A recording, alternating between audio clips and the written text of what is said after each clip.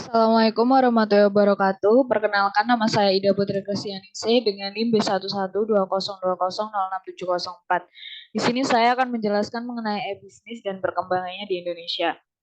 Yang pertama itu ada e-bisnis. E-bisnis merupakan segala bentuk aktivitas bisnis yang dilakukan melalui media internet sebagai medium komunikasi secara transaksi. Secara sederhana, e-bisnis memiliki berbagai unsur-unsur yang sama dengan bisnis pada umumnya. Hanya saja segala aktivitas bisnis yang dilakukan memanfaatkan bisnis internet. Yang kedua itu ada manfaat e-bisnis. Yang pertama yaitu dapat memperluas pasar dengan memanfaatkan layanan digital. Para pelaku bisnis bisa melebarkan pasar mereka ke berbagai daerah.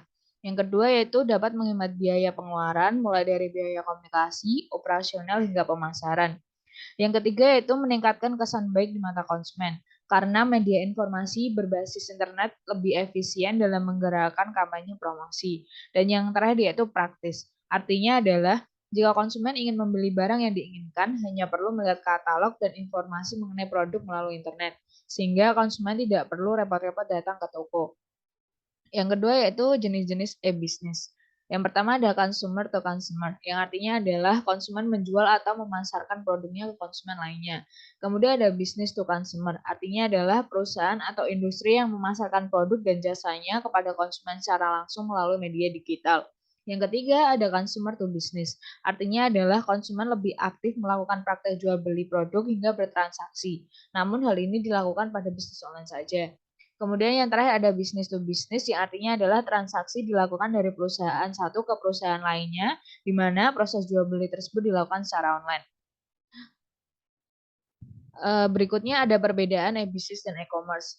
Seringkali orang-orang menganggap sama e-bisnis dengan e-commerce, padahal kenyataannya keduanya memiliki perbedaan baik dari media yang digunakan, jangkauan, hingga sistem pemasarannya. Untuk mengetahui perbedaan tersebut, maka dapat dilihat pada penjelasannya di bawah ini. Yang pertama yaitu e-commerce merupakan sebuah aktivitas jual beli melalui internet.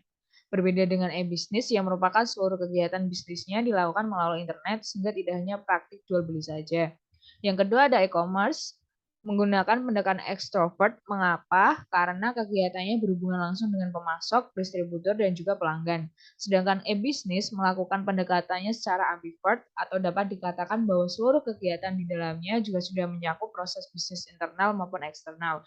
Kemudian yang terakhir ada e-commerce, hanya memerlukan keberadaan situs web untuk memulai aktivitas bisnisnya. Sedangkan e-bisnis tidak hanya memerlukan situs web, melainkan juga perencanaan sumber daya perusahaan, manajemen, hubungan dengan pelanggan, dan sebagainya. Kemudian ada perkembangan e-bisnis di Indonesia. Saat ini dengan kemajuan teknologi komunikasi, serta informasi yang sangat pesat memberikan dampak yang sangat besar dalam berbagai aspek kehidupan, terutama dalam dunia bisnis. Perkembangan teknologi komputer berbasis internet juga menyebabkan terbentuknya dunia baru, yaitu dunia maya, di mana setiap individu memiliki hak dan kemampuan dalam berinteraksi dengan individu lainnya tanpa adanya batasan.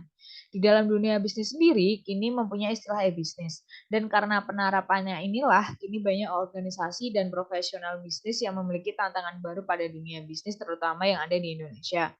Saat ini, dunia bisnis tidak hanya dibatasi dengan ruang dan waktu, maka dengan adanya teknologi yang semakin canggih serta banyaknya kebutuhan manusia yang semakin tinggi, menuntut dunia perdagangan untuk menyediakan layanan jasa dan barang dengan instan sesuai dengan permintaan konsumen. Maka untuk mengatasi hal tersebut, muncullah transaksi menggunakan media internet untuk menghubungkan antara produsen dan konsumen. Kemudian ada contoh perkembangannya di Indonesia, yaitu yang pertama ada Bukalapak yang merupakan salah satu pasar online atau online marketplace terkemuka di Indonesia yang dimiliki serta dijalankan oleh PT Bukalapak. Seperti halnya dengan sistem jual beli online, Bukalapak menggunakan metode customer to customer, di mana Bukalapak menyediakan sarana penjualan dari konsumen ke konsumen dimanapun dan kapanpun.